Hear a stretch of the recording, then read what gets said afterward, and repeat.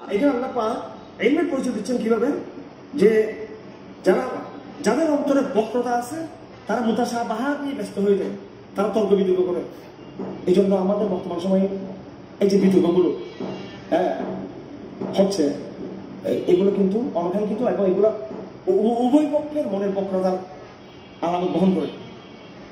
আল্লাহ বলতেছেন যাদের অন্তরে বক্রতা আছে তারা মুতাশাবাহাত গুলো তারা অনুসরণ করে, তাদের উদ্দেশ্য ফিতনা অনুসন্ধান আর ভুল ব্যাখ্যা।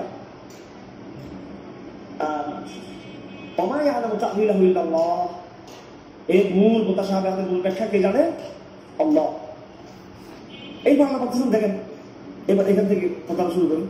والراسخون في العلم يقولون آمنا به كل من عند ربنا وما يذكر إلا أولو الألباب والراسخون في العلم ইলমের মধ্যে যারা গভীর, ইলমের মধ্যে যে কি গভীর, ইয়াকুলুনা আমান্না বিহি, তারা বলে আমরা ঈমান এনেছি।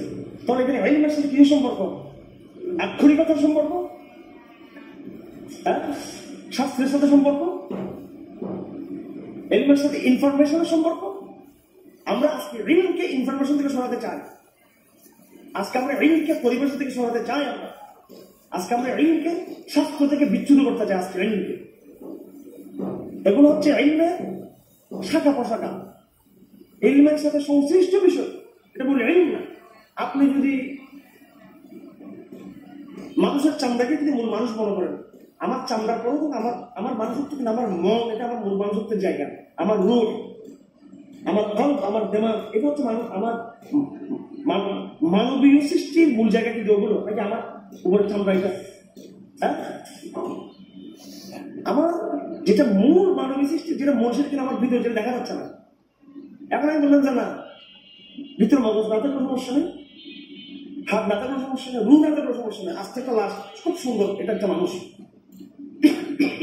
তার রূপ প্রাণ আছে, সে চিহ্ন চিহ্ন, সে মানুষ না। পশু পাখির কি আছে? পাখা আছে, আমরা সেটাকে মনে করলাম সেটাই পশু পাখি, কিন্তু সেটা তো নয়। তার ভিতরগত যে তার সৃষ্টিগত যে সেটা হচ্ছে তার মৌলিক জিনিস। ইলমের মৌলিকত্বটা হচ্ছে ঈমান। ইলমের যে মৌলিক জায়গাটা, মৌলিক উপাদান, মূল ইনগ্রিডিয়েন্টস যেটা ইলমের একেবারে মেন যেটা, এটা হচ্ছে ঈমান।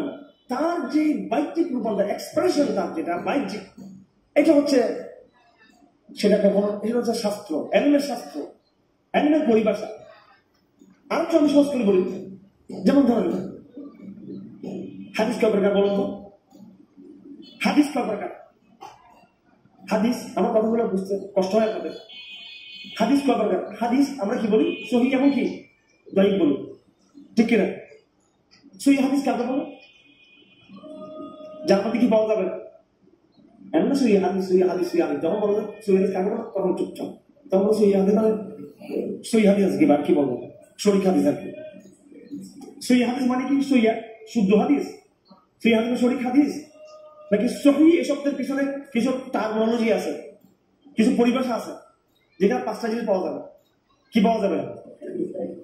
এক নম্বরে ধরেন, আমি একটা উদাহরণ, একটা সনদের ধারাবাহিকতা। দুই নম্বর, প্রত্যেকটা রাবি কি হওয়া, আদালত পাওয়া যাওয়া, তাদের মধ্যে আদালত পাওয়া যাওয়া। তিন নম্বরে কি হওয়া, জব্ত, তাদের প্রশস্ত গভীর স্মরণ শক্তি, যারা যেখানে তারা হাদিসগুলোকে বেশি ধারণ করতে পারে, তার ভুল হয়ে যায় না ওখানে। আর দুটো হলো হাদিসটা সুজুজ থেকে মুক্ত থাকা, ইল্লাহ থেকে মুক্ত থাকা।